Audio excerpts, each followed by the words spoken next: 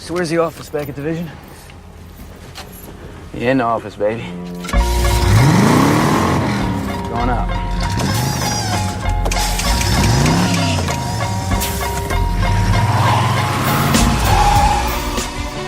What's up, Buckeye Nation? You're tuned in to the Buckeye Cast. Sets, fires, touchdown, Garrett Wilson. Wow. In the end zone. Oh, what a catch.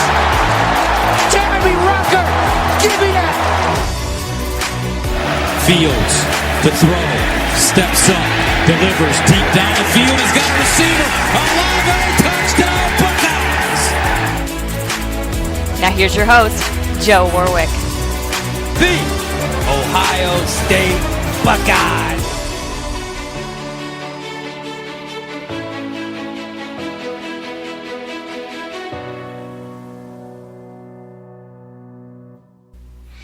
What is up? We are back. We are back, baby. As always, folks, thank you for joining the Buckeye Cast, the only commercial-free Ohio State football podcast. Please leave a rating, review, subscribe to us on any podcast platform you'll find us, also on YouTube. Follow us on all social media platforms and keep up to date with all the latest Buckeye news. You can always hit the BuckeyeCast.com. The supply store's there with tons and tons of merch. Check it out. Always a sale going on. Right now we got the 25% off. Your order, TBCSS25 is the promo code to use at checkout. So check that out when you check out. This is take 2 of the Penn State recap and the preview for Nebraska. We recorded with Sean and Jeff last night, but Skype screwed me again, and we have zero record of last night's show. So I'm flying solo today on Thursday, and I'm going to basically give you a condensed version of our recap and our preview. So started off, Buckeyes roll into the Nits and take them down easily. Left a lot of points on the field, I thought, but it seems to always happen when those two teams get together. Quick hitters, I like that the D-line dominated. They got a ton of pressure up front from the inside, from the outside, all sides. That was awesome. So that was something I really took away as a positive. A negative I took away was the red zone offense. That was garbage. We had quite a few trips down into the red zone where we missed field goals, didn't score. We got to punch it in the fucking end zone. I mean, these are like Clemson nightmares I'm having. Got to get it in the end zone.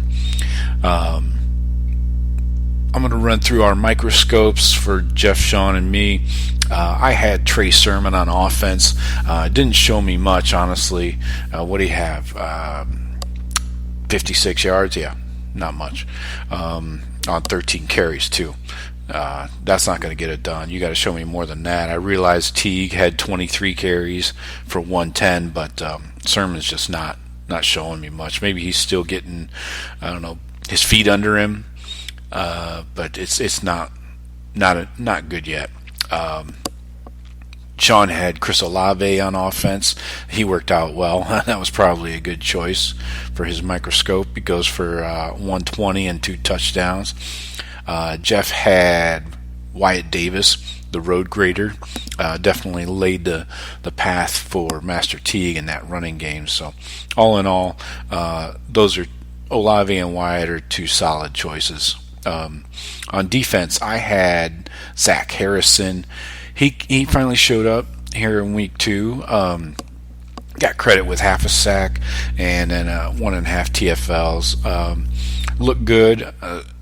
Definitely bringing pressure off the edge, which we needed. Sean had Tough Borland, probably Tough's, I would say, one of his best games of his Buckeye career. In a 10-year career that he's had, I can't remember a better game. But just kidding.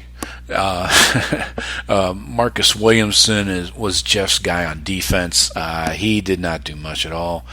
Didn't really show up. He was working on the receiver in the slot and didn't have a lot of action, I guess. But the score predictions, I had the Buckeyes 48-20. Sean had Buckeyes 42-17, and Jeff had the Buckeyes 36-13. Looks like Jeff was kind of closest with if you're not going over, but it's Price is Right rules, I guess. Offense, I was happy to see Fields not run the ball, at least no called runs for the offense. He did have a few scrambles and a couple sacks, but that was good to see. The running game was based solely on the running backs, which we needed, and need to keep some of those hits off of Fields. O-line, getting, like I said earlier, getting a hell of a push up front. Davis, Myers, the guys all across. NPF played well. They moved Shakatoni over there on NPF, and I believe he held his own. Outside, Wilson and Olave again. These guys are just machines. Anything in their range, they're catching it and getting yards, And Wilson taking the jet sweep on the first play of the game for 60 plus. That was sweet. Really caught Penn State off guard. And they noticed they were under center. Fields was under center for that play, which I thought was interesting. They're starting to show more of this under center kind of look, and I think that's really going to keep teams off guard. But Wilson goes for 11 catches, 111 yards, just making plays. He seems to be, him and Olave really, when they need yards, those guys are getting open. So happy to see that. Tight ends getting involved. Rutgers, 2 touchdowns. Nice plays, not a lot of yardage, not a lot of receptions, but hey man, you're getting in the end zone. That's what we need.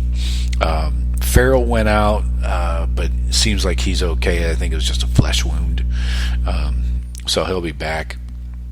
Hausman made a big catch there when Fields was falling down on the sideline, and was able to flip it to Hausman as he was falling. That was a great play. Got the first down. On defense, Buckeyes, same as the offense. D-line was getting push. Up the middle especially. Tommy Togiai with 3 sacks. Get the fuck out of here, man. Jesus Christ. That's insane. Everybody was contributing. Coop was, that might have been Cooper's best game too. I mean, he was bringing the bull rush. He had all the moves working. How many sacks did he have? Cooper. Just a half sack. Seemed like he was in there every play, every drop back. But D tackles played outrageous. They really just crushed that QB run game Clifford's known for. So that was good to see. And Tough Borland seemed to be spying Sean Clifford most of the night. So really funneled him back to the middle where his help was, and made a couple plays. I believe Tough Borland had 5 tackles. He had a TFL. Yeah, seemed like he spent his day in the background or in the back field most of the day.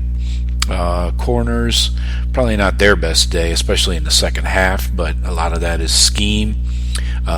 Sean Wade, I believe, the one catch by Jahan Dotson was a push off, but kid made some plays, so tip your hat to Jahan Dotson. Clifford does end up throwing for quite a bit in the second half. What do you have here? Like 280, 3 touchdowns and a pick. I mean, got to do better. Hopefully there's some things to work on defense there. Seven Banks did not impress, and that was probably Wade's, one of his least positive games as a Buckeye. But on the downside, Buckeyes also lose Cam Brown, so we need guys to step up like Tyreek Johnson, which still does not get any playing time for some reason. Don't know what the deal is there. But all in all, the front seven kept things in line until the second half and mostly the fourth quarter. But Buckeyes roll. Game was never in doubt. Few issues I had, though, were the penalties. A lot of stupid penalties, personal fouls, and things like that. There was a bullshit call on Baron Browning. They called him for a roughing the passer, where he was just finishing the play while he's being blocked, and he took down the quarterback. But I think that was crock of shit. Blake Hawbill, he's got a groin, as we all do. So he's day-to-day, and hopefully he'll be back. But I don't mind bringing in the freshman gray shirt, Jake Seibert. But that DiMaccio kid is not a field goal kicker. He's a kickoff guy for sure, but not a field goal kicker. So need to clean up that and maybe not kick so many field goals or even attempt them. I'd say go for it. Seems like we can convert any third or fourth down at will. So we did have this weird scenario at the end of the half where 2 seconds on the clock turned into like 10 seconds of real life time. So not sure what Jethro was doing on the fucking game clock, but handed Penn State 3 easy points. Seemed like some home cooking there up in the press box or up in the whoever's working the clock booth. I believe Day was livid, obviously. I mean, but at 21-6, what are you going to really bitch about? I mean, don't have much to stand on. But if that game had been close, I definitely would, as Ohio State should, they should take that up with the Big Ten offices. That's small time. I mean, that's the kind of shit you run into in a fucking Little League game. But that can't be happening in the Big Ten. So, easy dub, relatively. Jump out big in the first half. Go into the halftime up 2 touchdowns. I'll take that any day of the week. And then just kind of coast in the second half. So, we'll take it. Buckeyes are 2-0. You know, the best thing about being 2-0 is the chance to be 3-0. So let's get into this Rutgers preview. This is in the shoe night game for some reason. You know how Rutgers, packs them in. 7:30 on BTN. Our guy Laurinaitis on the call. What do you say about Rutgers, honestly? I mean, Schiano is back as their head coach again. Round 2 for him. And he's brought in a shitload of transfers. I'll give him that. He's got some talented guys, a few guys we know well. He's got Brendan White, the safety, former MVP of the Rose Bowl a couple years ago. He transferred over. He's got former D-tackle Malik Barrow. Was a highly sought-after recruit for the Buckeyes. He's got some Michigan some Michigan transfers. He also has, who's that receiver? Cruikshank, I believe his name is, from Wisconsin. He's transferred over. So trying to get some talent in there and did so through the portal. So the portal was a good hot spot for Schiano. But these guys, I realized that they took down Michigan State in week 1, but that was off of 7 turnovers, man. That's not going to fucking happen this week. So expect these boys to play hard. Schiano will definitely have them doing that, but they just don't have the offensive firepower or the depth at any position to hang with us. This is going to get ugly. So let's get into these microscopes. I have Jeff and Sean's microscopes. Start off with mine. I have G. Scott. I think this is where we see maybe the second half is chock full of backups, second, third team guys. We're going to see probably both Jack Miller and C.J. Stroud, I would imagine. And then playing with them would probably be a lot of the freshman receivers. Mookie Cooper maybe, G. Scott, Fleming getting more snaps. So I'm going with G. Scott. I expect him to get plenty of snaps and hopefully his first Buckeye touchdown. That'd be great. Sean on offense has Steel Chambers. Same thinking there is going to get the second and third teamers in early and often. So expect some hammering from the battering ram Steel Chambers. I'd love to see him get in the end zone. Jeff had Jamison Williams, so could be a breakout game for JMO. I hope it is. He hasn't really done much. He's only got a few catches on the year, no touchdowns yet. So let's see if we can get him some action, and let's see that speed on the outside. My microscope on the defense is a guy we've been around the program for a long time. He's been injured a lot, but defensive end Tyreek Smith. Seems like he has trouble staying healthy, and when he is on the field, he can be a terror coming off the edge. But let's see if he can get healthy and get some quality tape and get some quality plays in. So Tyreek Smith is my microscope on defense. Sean, as always, I think this is probably going to be a running week-to-week joke. His microscope is on Tough Borland. He's always going to be critical of Tough, so that's his microscope. Jeff's microscope on defense is Tyreek Johnson, the DB. I mentioned earlier with Cam Brown going down, Tyreek Johnson really needs to step up and show his 5-star worth. I mean, this is his third year in the freaking program, dude. Come on. You got to do something. Show me something. I mean, he doesn't even get much run from the coaches, so step it up, big boy. Getting into our score predictions, Buckeyes are favored by 38. Over/under is 64.5. I'm going 66-6. I think even though these guys were on staff and they knew each other, Shiano and Coach Day, I think that, like I said earlier, there just aren't enough horses in that barn from Rutgers. They're in trouble. This is going to get ugly, and Buckeyes need style points. Don't forget that. We got to make every game count because you never know if we're going to play next week or the week after that. So we got to make it look good to get in that top 4 in the playoffs. So I'm going huge, 66-6. Buckeyes roll easy on the backs of the young guys. Sean's going 55-3, kind of same thinking there. And Jeff's going 62-10. Quite the scoring output with the 10 points for Rutgers. I'm not sure I buy that, but who knows? They might get a turnover deep in our territory and punch one in. Anyways, talking about team up north, major issues there. They get taken down by Sparty in a game that was, as always, at times difficult to watch. Some garbage coaching on both sides, some mediocre play on both sides. But how about this freaking receiver for Sparty, a 3-star freshman going for 200 yards and really exposing, as we will do, exposing those Michigan DBs. Those guys are awful.